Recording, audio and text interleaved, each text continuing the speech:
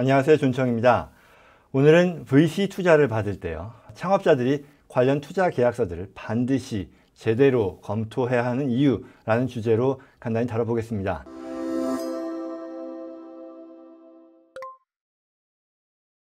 스타트업을 하는 창업가들은요, 사업이 일정 수준에 이르면 VC로부터 투자를 받으려 하게 됩니다. 물론 VC들도요, 스타트업 투자가 갖는 어떤 불확실성에 대해서 당연히 잘 알고 있기 때문에 최대한 성공 가능성이 있는 회사를 찾으려 할 것이고요. 그런 회사를 찾은 후에도요, 실제 투자를 진행할 때에는 최대한 손해를 보지 않고자 여러 가지 투자 계약서상 조항을 유리하게 작성하려고 할 겁니다.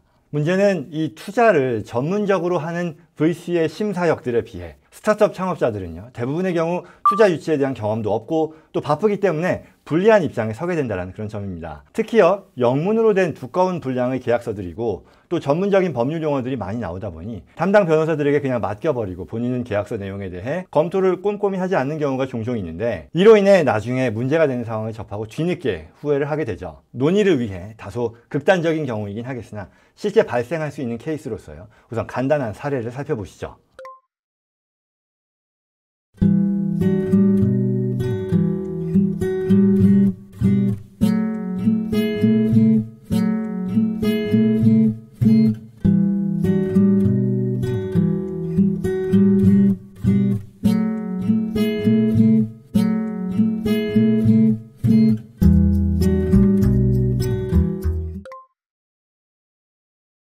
매우 많은 투자 관련 용어와 또 규정들이 있지만 반드시 창업가들이 확인했으면 하는 그런 것들 위주로 간단히 한번 살펴보겠습니다. 첫 번째로 우선 회수권, Liquidation Preference라고 하는데요, 회사가 청산 또는 매각될 경우에 VC 투자자가요, 우선적으로 그들의 투자금을 회수할 수 있는 그런 권한을 말합니다. 이와 같은 내용이 또 투자계약서에 들어가는데요, 다양한 우선 회수권 설정 방법이 있고요.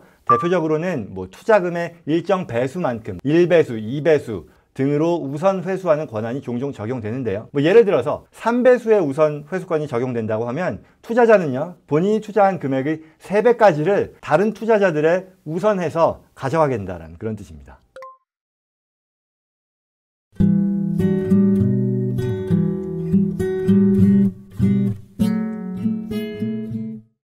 다음으로 전환 상환 우선주, Convertible Redeemable Preferred Stock 이라는 개념이 또 나오는데요, 투자자들이요, 투자금에 대해 현금으로 상환을 받을 것인지 아니면 이걸 보통주로 전환할 것인지를 선택할 수 있는 권한을 말합니다. 이건 이제 투자자들이요, 회사가 나중에 매각이 될 때 그 매각 금액에 따라서 둘 중에 더 유리한 방식으로 선택할 권한을 받게 되는데, 앞선 사례에서요, 300만 불을 투자해서 30%를 이제 지분 취득한 VC가 있었죠. 그때 만약에 1배수만큼의 우선 회수권이 있는 상황에서 이와 같은 전환 상환 우선주를 발급받았다라고 가정하면요, 회사의 매각 대금이요, 1000만 불에 못 미칠 경우에는요, 우선 주주로서 본인의 투자금인 300만 불을 우선적으로 상환받는 것을 더 선택할 것이고요. 만약에 매각 금액이 1000만 불이 넘는다라고 하면 내가 보통 주주와 같이 30%, 300만 불이 아니라 30%를 받겠다라고 하는 것이 300만 불보다 더 높을 거잖아요. 그렇다 보니 이 보통주로서의 어떤 전환을 선택할 겁니다.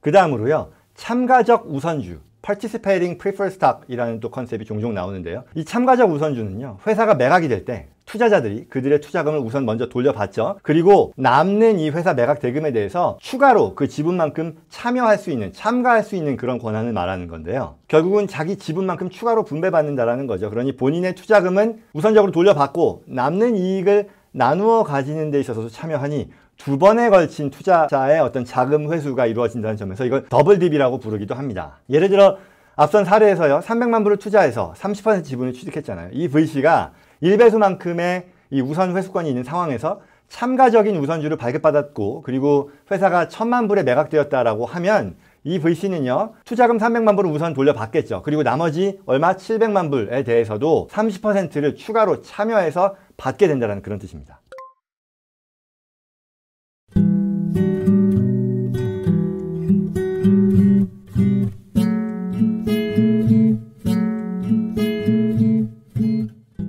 그 다음으로 동반 매수 청구권, 이걸 tag along right이라고 하는데요. 또는 뭐 동반 매각 청구권, drag along이라고 부릅니다. 이런 내용들도 분명히 나올 텐데 이건 뭐냐? 우선 동반 매수 청구권은요, 회사의 창업자로서 다른 다수주주의 승인 없이 자신의 주식을요 매각하는 행위를 할 수 없도록 금지하는 그런 제약을 말하는 거고요. 동반 매각 청구권은요, 만약에 다수주주가 결정을 하면 창업자는요, 창업자로서 본인이 계속해서 회사를 운영하고 보유 지분을 매각하고 싶지 않더라도 강제적으로 매각하게 되는 그런 상황을 강제하는 그런 조항을 말합니다. 대부분의 이 투자계약서 작성에서 다루어지는 그런 사항들 중에 하나이고요. 당연히 창업자의 입장에서는 이와 같은 상황이 발생하게 되는 어떤 조건이 계약서 상에 어떻게 반영이 되었는지를 확인해 봐야 되겠죠.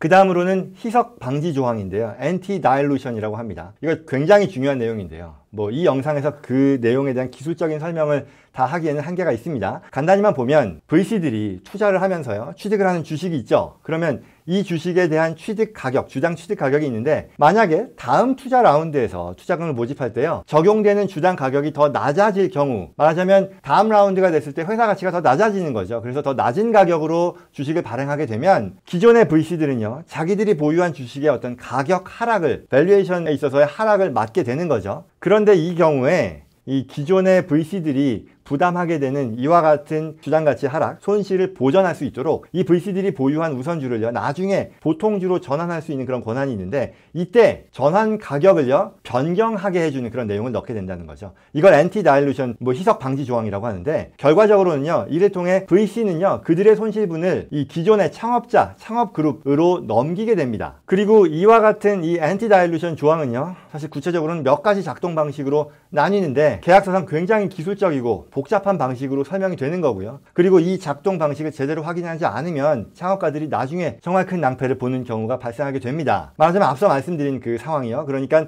다음 투자 라운드에서 주식 가격이 이전 라운드보다 더 낮아졌을 때 기존 이 VC들이 갖게 되는 주식수가요, 변환할 때, 보통주로 주식 변환을 할 때 받게 되는 주식수가 훨씬 더 늘어나게 되고요. 그럼으로써 주당 가치가 낮아지더라도 전체 주식수가 늘어나니 VC의 부담은 없어지거나 낮아지는 거잖아요. 그런데 그로부터 발생하는 그런 부담은 창업가들이 옮겨지게 된다는 그런 얘기인 거죠. 그래서 창업가들의 보유 주식 수라던가 아니면 지분 가치가 하염없이 낮아지게 될 수도 있다는 그런 내용이 됩니다.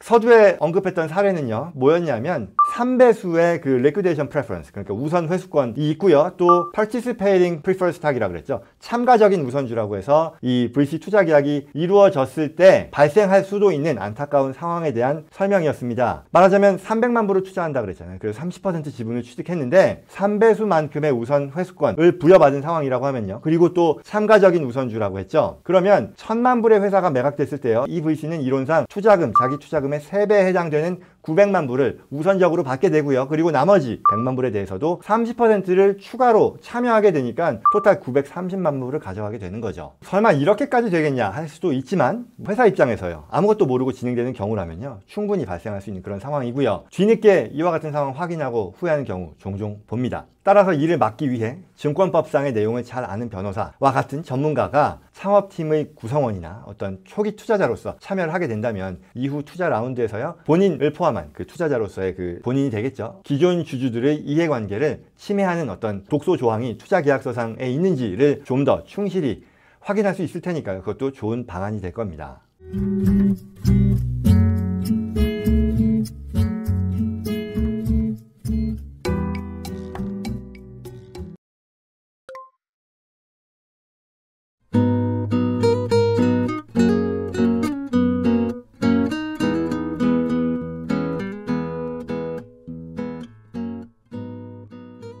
이 시리즈 라운드 투자 유치를 처음 진행하는 창업가들은요, 투자 계약을 마치고 나면 공통으로 하는 말이 계약서들이 이렇게 많이 있는지 몰랐다라고 합니다. 그러면서 놀라죠. 이 오늘 설명드린 몇 가지 개념에 대한 것들은요, 투자 계약서에 나오는 전체 내용 중에 일부에 지나지 않고요, 또 어떻게 투자 계약서가 작성되느냐에 따라 추후에 이 창업가들이 엑시트를 할 때 이익을 실현하는 데 있어서 현저한 차이를 가져오게 됩니다. 네, 여기까지입니다. 요컨대 이 스타트업을 창업하는 이들의 어떤 실질적인 목적 중에는 성공적인 엑싯, 매각이 있겠고요. 그렇다면 이와 같은 성공적인 엑싯을 위해서는요, 본 사업에서의 성공뿐만 아니라 투자 유치 단계에서 작성하는 계약서에서도 실수가 없도록 하나하나 잘 살펴보는 것이 매우 중요하다라는 그런 내용이었습니다. 오늘 영상 도움되었길 바라고요. 저는 또 다음 시간에 뵙겠습니다. 고맙습니다.